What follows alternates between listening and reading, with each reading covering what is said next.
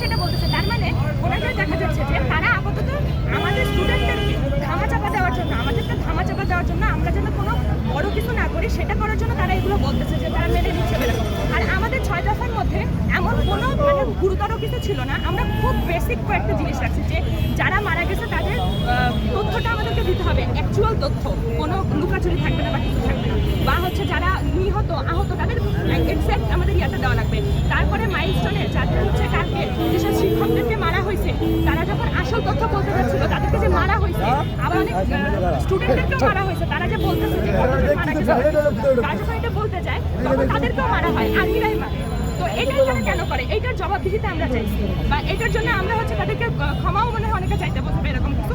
তো আমাদের তো খুব জেনুইন, খুব বেসিক যে আমরা এগুলো চাচ্ছি। আজকে যে আপনারা সচিবালয়ের সামনে এসেছিলেন, সচিবালয়ের গেট নাকি ভেঙে গিয়েছে না? হ্যাঁ, এই যে ভাঙছে, সবসময় সব আন্দোলনের মধ্যে কয়েকজন সুবিধাবাদী মানুষজন থাকে, হয়তোবা এটা ওই রকমই সুবিধাবাদী কয়েকটা মানুষ যাতে আমাদের হচ্ছে জিনিসটা জাস্ট এলোমেলো করার জন্য এটা করা হয়েছে। কারণ আমরা যারা এইচএসসি বা আমার যে জুনিয়ররা, আমি এখন এইচএসসি 24 ব্যাচ, আমার জুনিয়ররা আজকে তাদের ইয়াতে আসছিল, তো তাদের ইয়াটা কি ছিল যে তার কেন এই বক্তব্য যে সে হচ্ছে এগুলা নিয়ে ভাববে না, বা এতো যেসব হইলো বা রাত 3টার সময় কেন, আগে কেন হলো না, তাদের সাথে এটাই ছিল যে এইটুকু যুক্তি দিয়ে বুঝতে পারছে না যে এটা কত গুরুত্বপূর্ণ জিনিস, সে কিভাবে এত মেইন একটা পর্যায়ে থাকে।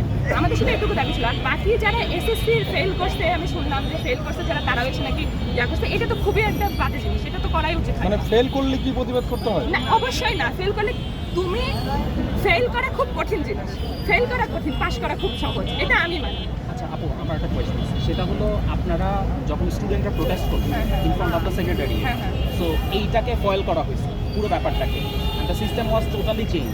যে ব্যাপারটা হয়েছে সেটা হলো এটার পুরোটা আপনারা হলো সচিবালয় গেট ভেঙে গেছে, মানে ভেঙে আপনারা ঢুকছেন। ব্যাপারটা হলো এখানে আপনারা বলতেছেন যে এই জায়গাটায় স্টুডেন্টরা ছিল না, কেউ স্বার্থ সংশ্লিষ্ট কোনো কিছু আছে। তো এটাকে আপনি পলিটিক্যাল কোনো ব্যাপারটাকে কি বোঝানোর চেষ্টা করতেছেন? কোনো কিছু তো পলিটিক্যাল থাকবেই। মানে আমাদের যে ধরুন আমাদের 24শে জুলাইয়ের যে আন্দোলন হয়েছিল ওখানে অবশ্যই পলিটিক্যাল অনেক কিছুই হয়েছে, তাই না? আমরা তো এখানে বলতে পারি না যে পলিটিক্যাল কিছুই থাকবে না। মানুষজন সুযোগই খুঁজে যে একজনকে নামানোর জন্য আরেক দল যে এসে এটা করবে, এটা খুব স্বাভাবিক জিনিস। এটা খুব স্বাভাবিক জিনিস যে এক দল যখন পাওয়ারে আসে তখন তাকে নামানোর জন্য বা নিজ দেখানোর জন্য, তাদেরকে কিছু করার জন্য এটা করবেই তারা, এটা খুব স্বাভাবিক। আপনার পরিচিত একটু?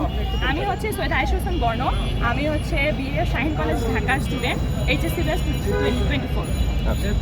থ্যাংক ইউ, সাবধানে থাকবেন।